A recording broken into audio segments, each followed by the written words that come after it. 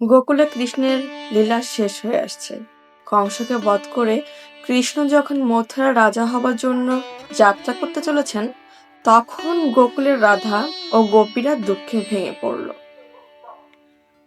তুমি গেলে তবে আমার জীবনে আলো নিভে যাবে, আমার দেহ গোকুলে রইল, কিন্তু প্রাণ যাবে তোমার সঙ্গে মথুরায়। আমাকে ভুলে যেও না, তুমি যদি রাজা হও আমি থাকবো তোমার দাসী হয়ে, কিন্তু তোমাকে ছাড়া আমি কিছুই নই। হ্যাঁ বন্ধুরা, আমি আজকে আপনাদের বলবো শ্রীকৃষ্ণ কীর্তনের শেষ অধ্যায়ের কথা। কি হয়েছিল সেই শ্রীকৃষ্ণ কীর্তনের শেষ অধ্যায়ে, সেটাই এই গল্পে বর্ণনা করব। চলুন, তার আগে অবশ্যই চ্যানেলকে সাবস্ক্রাইব করতে হবে আর লাইক কমেন্ট শেয়ার করে দিতে হবে। চলুন তবে জেনে নিই। সেদিন বৃন্দাবনের আকাশে অদ্ভুত নিস্তব্ধতা ছিল, যেন পাখিরাও গান ভুলে গেছে। যমুনার জলে ঢেউ থমকে থমকে আছে, বাতাসে দোলা নেই, কদম গাছেরও কোনো হেলদোল নেই। বৃন্দাবনের সবকিছু যেন অপেক্ষা করছে এক অনিবার্য বিচ্ছেদের জন্য। শ্রীকৃষ্ণ প্রস্তুত মথুরার যাত্রার জন্য। কংস ততক্ষণে নিহত, দুষ্ট শক্তি দমন হয়েছে। তখন তাকে রাজ্যপালের গুরুদায়িত্ব নিতে হবে। কিন্তু গোকুলের মানুষ, বিশেষত গোপীরা, সেই খবর শুনেই দিশেহারা। যমুনার ঘাটে দাঁড়িয়ে রাধা কৃষ্ণকে সামনে পেয়ে ফেটে পড়লেন কান্নায়। তুমি যাচ্ছ মথুরায়, তবে আমার কি হবে গো কৃষ্ণ? কৃষ্ণের দিকে চেয়ে কাপা গলায় তিনি বললেন, আমার দেহ থাকবে বৃন্দাবনে, কিন্তু প্রাণ প্রাণ যাবে তোমার সঙ্গে। তুমি ছাড়া এ জীবন ফাঁকা, আমার নিঃশ্বাসও অর্থহীন।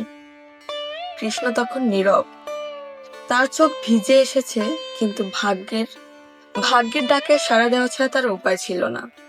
হ্যাঁ, বলছি রাধার কথা। রাধা কোনোভাবেই চায়নি তাদের এই বিচ্ছেদটা স্বাভাবিকভাবে হোক। চারিদিক থেকে গোপীরা ছুটে এলেন, কেউ কৃষ্ণের পায়ে পড়ে আছে, কেউ আঁচল ভিজিয়ে ফেলেছে অশ্রুতে। একজন বলল, তুমি যদি চলে যাও তবে বৃন্দাবন শুকিয়ে যাবে হে নাথ, যমুনার জল হবে লবণাক্ত, বনের কদম আর ফুটবে না।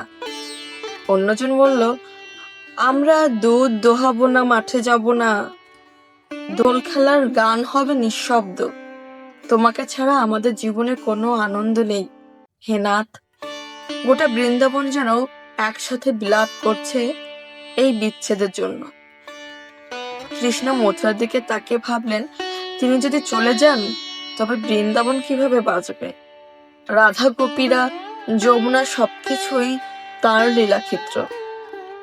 তার জন্মের উদ্দেশ্য তো কেবল বৃন্দাবনের সুখস্মৃতি নয়, দুষ্টের দমন, ধর্ম রক্ষা, ন্যায় প্রতিষ্ঠা, এই কর্তব্যও তার। রাধার দিকে ফিরে তিনি বললেন, রাধে, তুমি আমার শ্বাস, তুমি আমার হৃদয়। আমি দূরে গেলেও তোমার ভেতরে আমি থাকবো। যেখানে থাকি তুমি আর আমি একই সত্তা।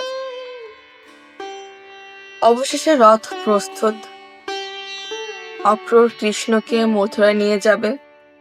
রথে উঠবার আগে কৃষ্ণ একবার শেষবারের মতো ফিরে তাকালেন। যমুনার ঘাটে দাঁড়িয়ে রাধা কাঁদছে। চোখ পড়তেই কৃষ্ণ যেন স্থির হয়ে গেল এক মুহূর্তের জন্য।